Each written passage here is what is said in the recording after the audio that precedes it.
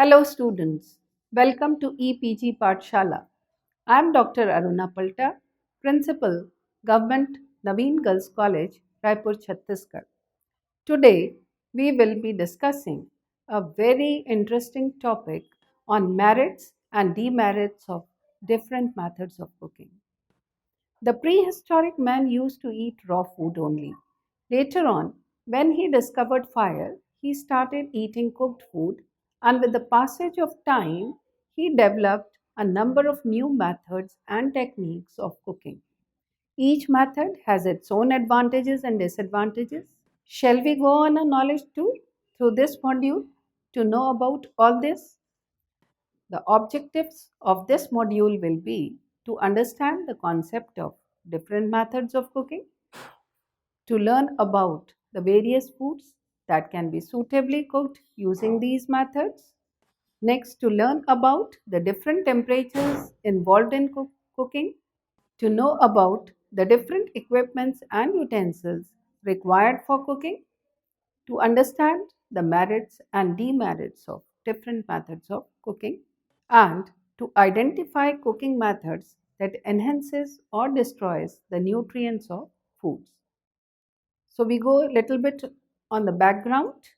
Cooking is an art which is being practiced since ages. Prehistoric man used to eat raw food only.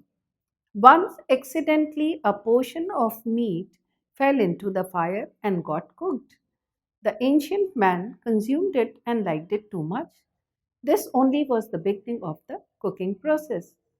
Now we have started cooking foods with different methods using a number of modern equipments and techniques. The same food item when cooked with different method gives a different taste, different flavor, texture and appearance. For example, potato in boiled form gives a bland taste and has a very soft texture, but when fried becomes crisp and with added seasonings becomes spicy and delicious. All this happens because the method of cooking in both the cases is different. Some food items like fruits, carrot, tomatoes, cucumber are best when eaten raw, while the other food items like some vegetables, cereals, and pulses must be cooked.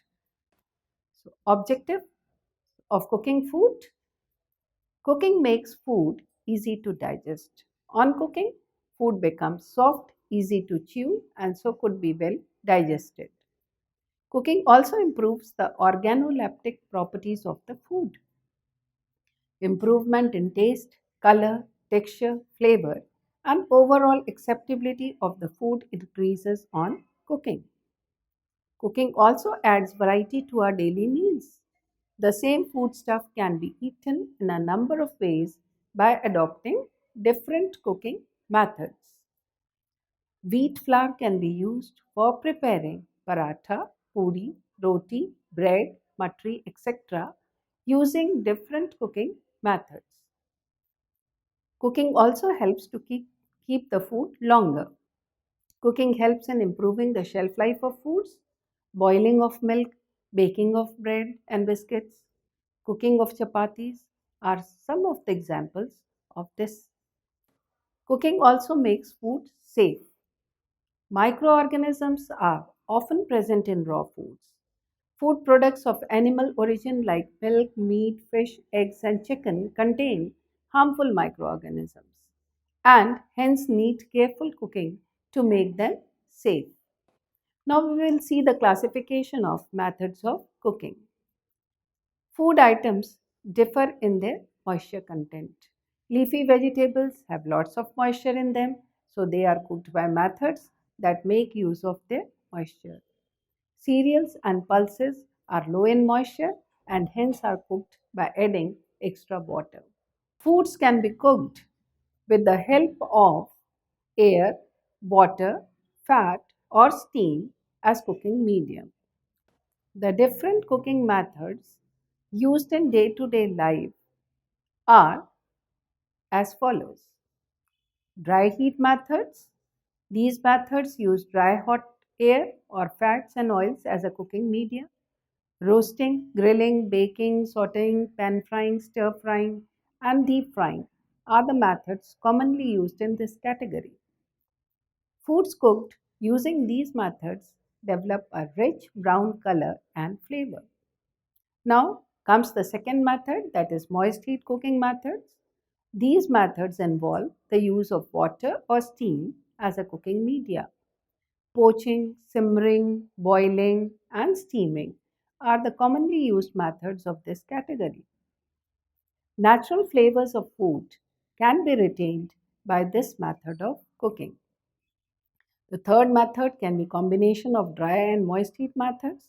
In this category, a combination of dry and moist heat cooking methods are used. The two most popular methods of this group are stewing and braising, which can be applied to a number of foods like meats, fish, tubers, and other vegetables. And fourth can be other cooking methods like microwave cooking, ohmic cooking, induction cooking. These are some of the latest cooking methods where cooking is performed using special cooking gadgets. Solar cooking transforms the solar energy into thermal energy, which cooks the food. Now we will go into details in the dry heat cooking methods. Foodstuffs are cooked either directly using a flame or indirectly by heated air or fat in this category of cooking methods. These methods involve high cooking temperatures between 200 to 300 degrees centigrade. This type of cooking gives brown color, pleasant flavor, and crisp texture to the foods. The methods used in cooking food by dry heat can be classified as number one, baking. In this process, food is cooked by placing it inside a hot oven. The oven is heated up either by the fire lit at the base or with electric current. The food gets cooked by hot air. Second is roasting. In it, the food is placed directly on a hot tawa, fire flame, or hot sand and roasted. Grains like maize and chickpeas are roasted over hot sand, while vegetables like brinjals and tubers are roasted on fire flame. Other food items generally roasted are nuts, papad, khakra, and meat. Tandoor is also a kind of oven made of clay which is used for roasting of rotis, naans, chicken, and paneer. The next method of this type can be grilling. It is a slower method than roasting where food is cooked over a glowing fire. Foods can be grilled over fire using iron grill or grill bars heated with electricity. Chicken, fish, potato, sweet potato, and brinjal can be grilled. Traditional foods like dal bati, kebabs, chicken, and paneer tikkas are cooked by grilling. Grilling, when done by burning wood or charcoal, adds a smoky flavor to the food, and specific woods can be used to create special flavors. Next method in this series can be frying. Frying is the method of cooking food in hot oil or ghee using varying quantities of fat. The different types of frying can be sauteing, in which heat is transferred to foodstuffs from a hot saute pan using a small quantity of fat in sauteing. This procedure needs high temperatures and the food pieces are evenly cut into smaller sizes to ensure even cooking. Second can be stir frying. It is a slight variation of sauteing where a wok is used in place of a saute pan. The shape of the wok with curved sides and rounded bottom helps in diffusing heat and facilitating the processes of tossing and stirring while cooking. The third one can be pan frying. It is quite similar to sauteing and deep frying. In it, moderate amount of fat is used. Heat transfer takes place from hot pan to food through conduction as well as from hot fat to food by convection. Foods too are usually coated for better results. Next can be deep frying. In this method, it involves transfer of heat from hot fat through convection to the submerged food. Foods are in general coated in batter or breadcrumbs for better results in deep frying. Commercially, deep frying is done nowadays in specially designed fryers in which thermostats control the temperature of frying. Several Indian foods like bhajiyas, pakoras, samosas, vadas, and kachoris are cooked using deep frying method only. Next can be shallow frying. In shallow frying, as little oil as possible is used to control the heat. The side of the food is turned when brown and oil is added again to the pan if it is required. Non-stick pans show good results for shallow frying. Now we will go for merits of dry cooking methods. I want to tell you that the chief merit of sauteing or grilling is that it cooks food very fast. Small individual portions of meat can be cooked in 10 to 15 minutes. Another advantage of dry cooking is the flavor that it imparts. When vegetables and meat are roasted or grilled, they develop a delicious caramelized crust while the inside remains tender and juicy. Muffins, breads, cookies, and cakes become light, fluffy, and easily digestible through baking and develop a golden crust. Bakery products do not only have eye appeal, but they are also delicious. While grilling or roasting, the fat drains away from meats, resulting into leaner product. But some baked products may be high in calories like cakes and pastries. Fried food has longer life than foods cooked using other methods. A wide variety of sweet and savory foods can be prepared and stored using deep frying method.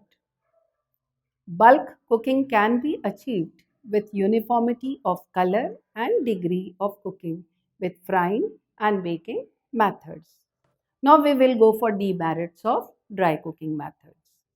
The chief disadvantage of dry cooking method is that a cook has to keep a watchful eye while cooking as the food cooks in a very short time and sometimes it burns also. These methods may destroy heat sensitive nutrients of the food. In this method of cooking, food is cooked at a high temperature in an open pan, resulting in oxidation, which brings about a loss of vitamin A content. Similar loss is observed in deep frying also, as the temperature is as high as 300 degrees centigrade, which destroys vitamin A rapidly. Fried foods are difficult to digest and has many calories too. Roasted and fried foods become too dry and may require a chutney or a sauce along with it. Another problem in grilling and roasting is the development of acrylamide, a compound that is believed to cause cancer. By dry heat cooking, proteins are coagulated, lose moisture, and become dry and rubbery in texture, which is not only difficult to chew but also to digest. Now we will come to cooking with moist heat methods. In this method of cooking, either food is directly submerged into a hot liquid or is indirectly exposed to steam. The different methods of moist heat cooking can be: first is poaching. In poaching, heat is transferred through convection from liquid to solid food. In poaching, the food to be cooked is submerged in a liquid at temperatures between 71 to 82 degrees centigrade. The surface of the liquid should show no bubbles but only a slight movement. The flavor of the poaching liquid affects the ultimate flavor of the finished product. Therefore, stock or milk are generally used. Poaching is carried out with foods that do not require long cooking periods like eggs or fish. Now we will come to the second method, that is simmering. In simmering, the food is submerged in cooking liquid at temperatures between 85 to 96 degrees centigrade.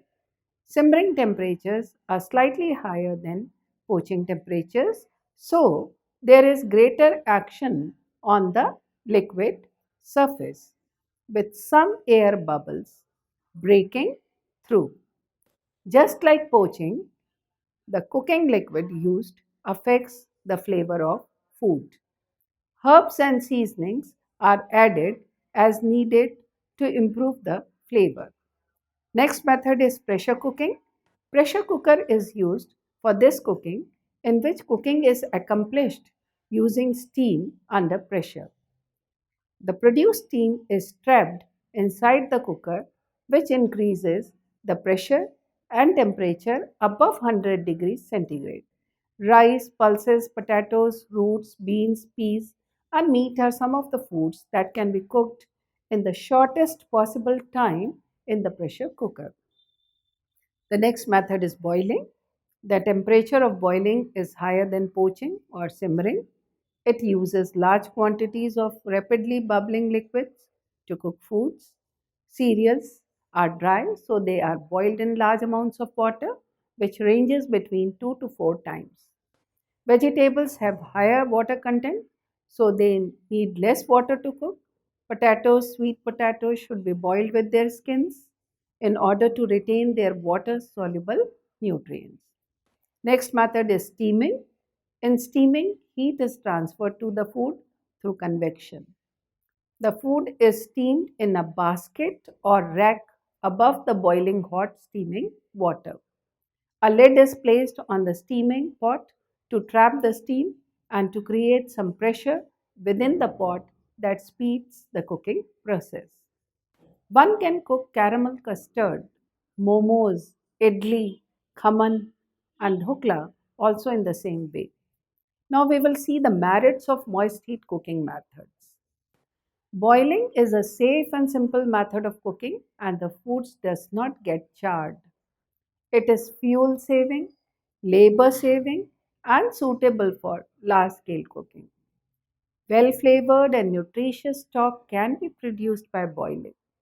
In the process of stewing, braising, or simmering, the meat or vegetable juices which escape in the process of cooking are conserved in the liquid.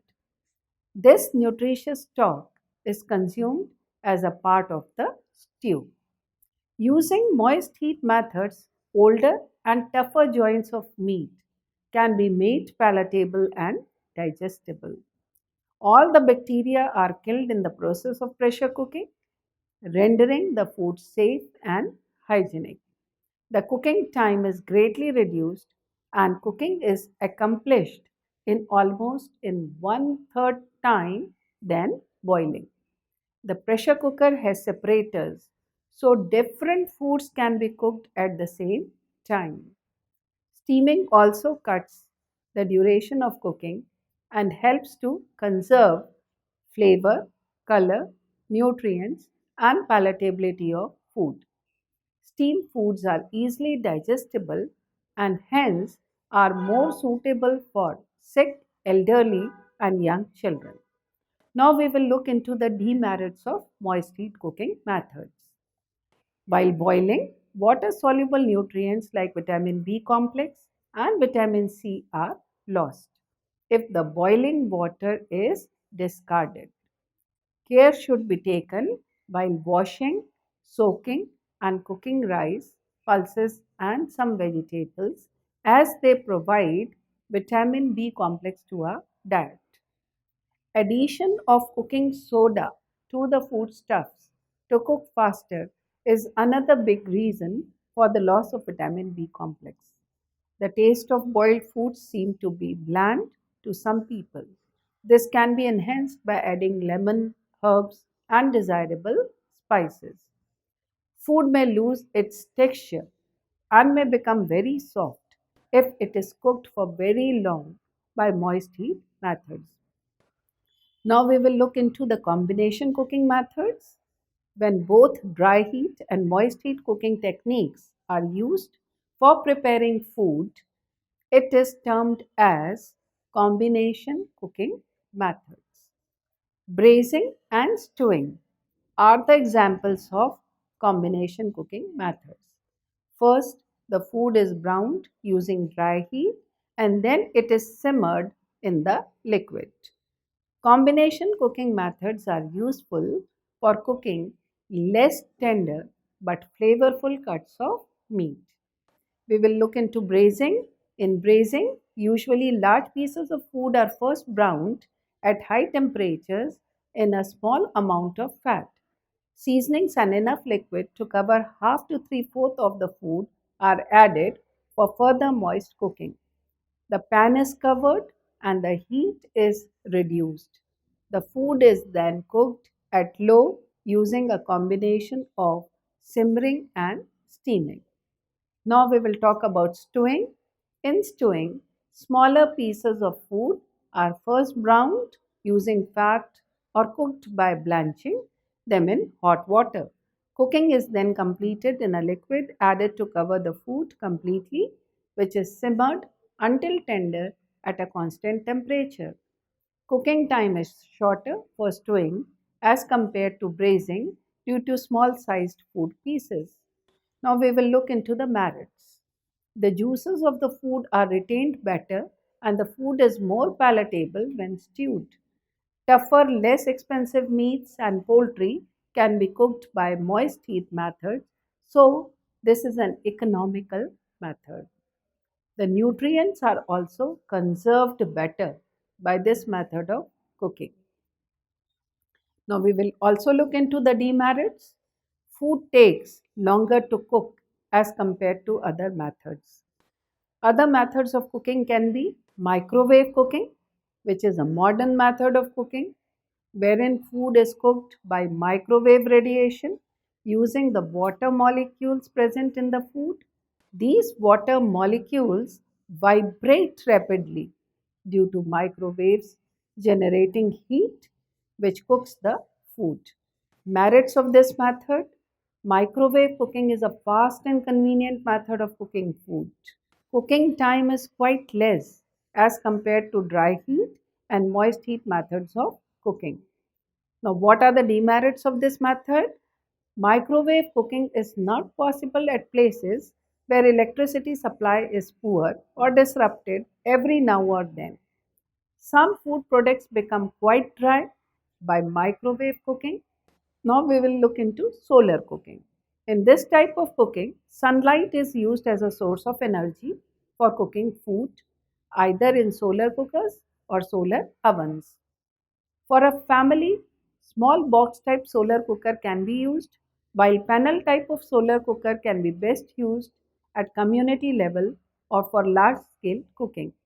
Merits of this method: solar cooking is a smokeless method of cooking. It does not require any special maintenance. It has practically no running cost. This is an environment friendly method of heating and cooking food.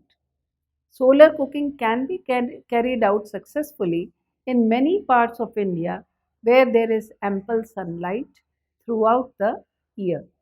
Now, demerits of solar cooking: it can be useful at places where there is adequate sunshine. In winters and rainy season, one cannot rely on solar cooking. The solar oven and cooker has to be placed outdoor, which also creates problem for the food handler. Now we will look into one more important method, that is induction cooking. Induction cooking heats a cooking vessel directly by magnetic induction. It gives faster and consistent heating along with improved thermal efficiency. Moreover, the control over cooking is similar to gas. Merits: it does not involve generating heat which is then transferred to the cooking vessel.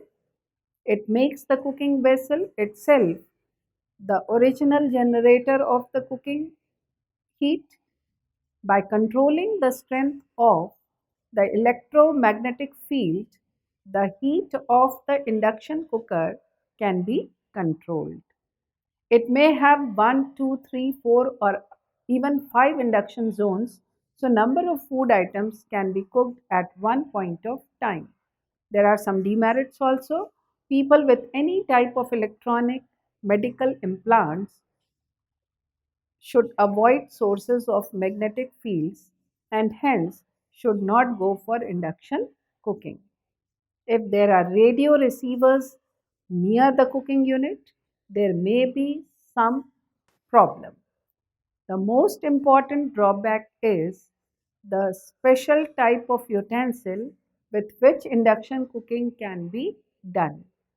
In case of electricity failures, one cannot work with induction. The next very important method is ohmic cooking. It is defined as a process where electric current is passed through materials with the purpose of heating them primarily. In ohmic heating, as the energy is dissipated directly into the foods, so there is no need to heat transfer inside solid particles or through solid liquid interfaces. Merits of this ohmic cooking: above 90% of the electrical energy is converted into heat. Hence, it is an energy efficient method of cooking. This method can handle highly viscous products also. Cooking can be controlled easily with instant switch on and shut down process. This method has minimum maintenance cost as there are no moving parts. This is an environmental friendly system of cooking with no fumes, smoke, or burning of wood or charcoal. Flavor and vitamin retention is better as compared to other traditional methods. It is believed that in ohmic heating, the microbes present in raw foods are thermally inactivated. But it has got some demerits also. The biggest disadvantage of ohmic heating is that it is a complex process with non uniform temperature, hence, heating by this method needs a lot of monitoring. The heat generation rate may be affected by a number of factors, including particle shape and orientation, making it even difficult to control. Now we come to summary part.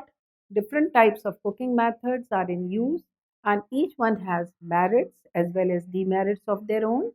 Therefore, it is advisable that we should choose the right cooking method for the right kind of food in order to preserve their nutritional qualities, appearance, and flavor to the best.